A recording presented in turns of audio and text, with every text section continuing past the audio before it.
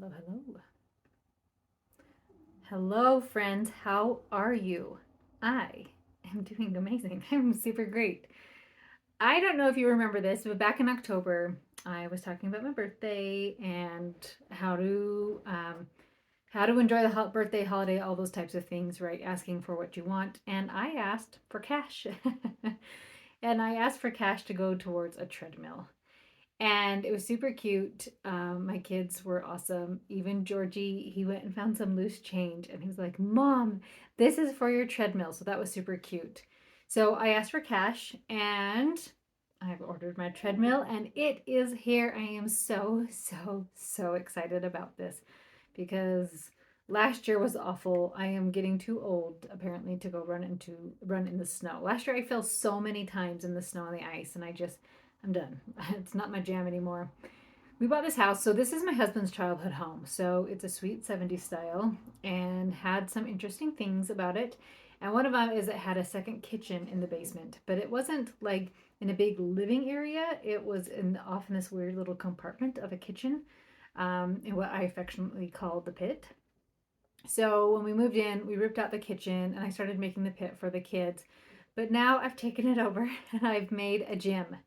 It has my bike hooked up on the trainer, and now it has my sweet treadmill. It has all the medals I could find of races I've done. It has my Ironman tag on there, all those fun things.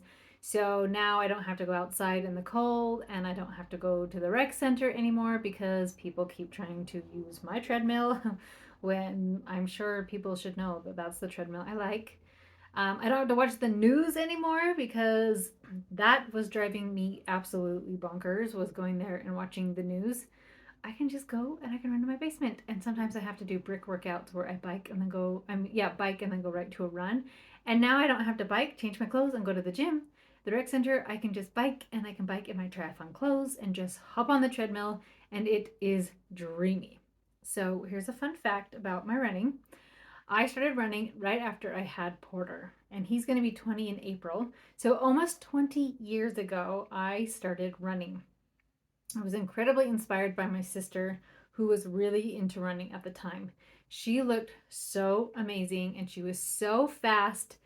And so I'd had my kid, and I thought, oh my goodness, like I was so inspired by her, how fit and fast she was. And so I started running way back when. I had two little boys at the time, and I knew absolutely nothing about running other than I wanted to try it. I remember running in just my cheap socks and cheap gym shoes and sweats or whatever else I had that was comfortable. I even hired a little neighbor girl who would come over a few times a week to watch my boys in the afternoon so I could run. And I decided to go for a half marathon and started training for that. I still had no idea what I was doing. And either the night before the race or maybe like a week before the race, I bought brand new Nikes because Nikes would just mean that they're amazing running shoes, right? Because it's a name brand. No, maybe you like to run in Nikes, but I do not. They are not made for my feet. Was an absolutely terrible idea. So please don't ever buy brand new running shoes and then go run a race in them. Anyway, I finished my half marathon with shoes full of blood, and because my socks and shoes were so terrible. I also found out I was pregnant with Bella, so she ran the race with me, right? So that was kind of the beginning of my running journey. Just kind of a hot mess, but doing it and having a good time. Fast forward to now, 20 years later, and I own so many pairs of running shoes.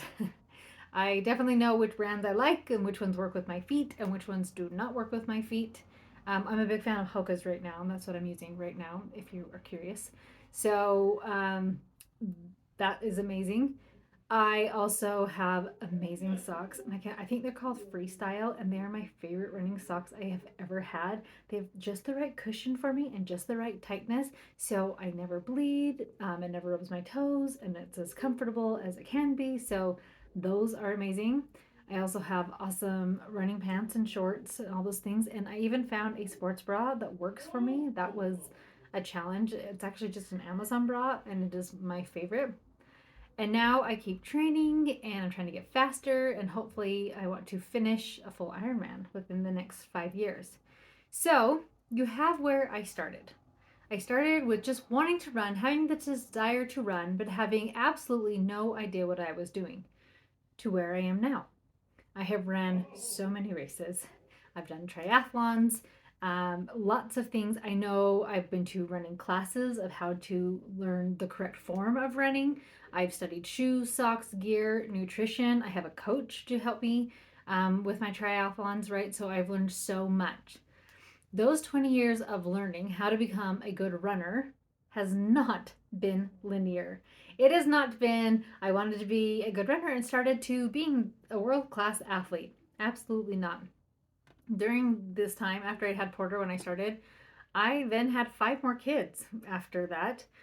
During the time of running, one after I can't remember which baby it was after. I maybe after Tess because my body kind of just fell apart after I had her. But one of my ligaments in my hip flexors, something that gets stretched out in pregnancy and having so many back-to-back babies, it tore. That's a fun fact. If you didn't know that, it could happen. So I had to recover from that. I have fallen so many times while running. I literally just said that like at the beginning. Last year I fell and I hit my head on the ice multiple times. Last summer, I was it last summer or 2 summers ago, I was hiking with my kids to the mountain in our backyard and I tripped and completely rolled my ankle, cut up my pants, cut up my knee. I've tripped many times where I've cut up my knees, cut up my hands, all those things, right? But through the good and the bad, through all of that, that has got me to where I am now. So, your homeschool, my dearest friends, is going to be the same way. You may have this desire to homeschool and you have no idea what you're doing. So you just start. Maybe you do a little bit of studying, not just jump in like I did. But then you realize that once you do start, it is very different from what you thought it was going to be.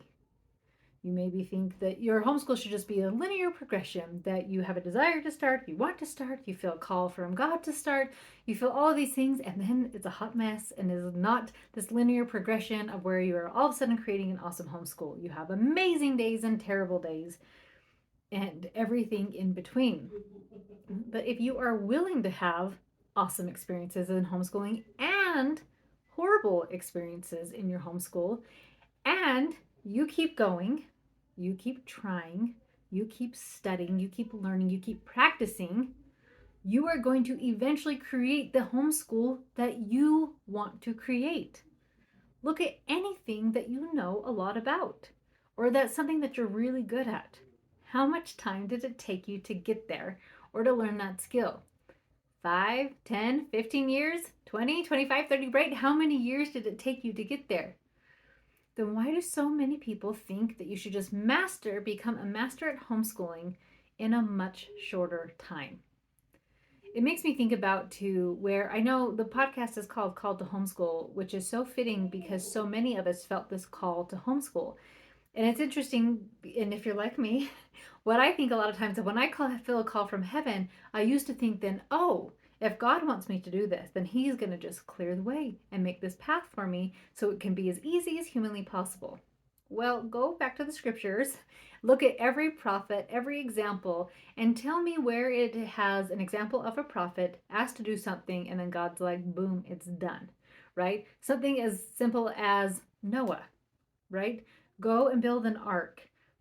I don't know that he was a craftsman with building a giant ark or gathering animals and doing all these things, and people were mocking him the whole time, right? But then he was able to do it.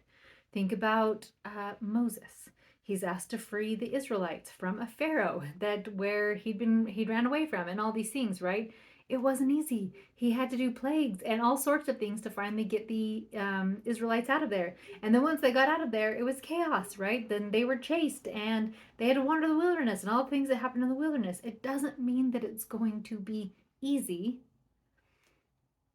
But if you keep trying and keep going, you will be able to accomplish what it is that desire in your heart, which I feel comes from God. When you have a desire, a good desire like that, I feel like it comes from heaven.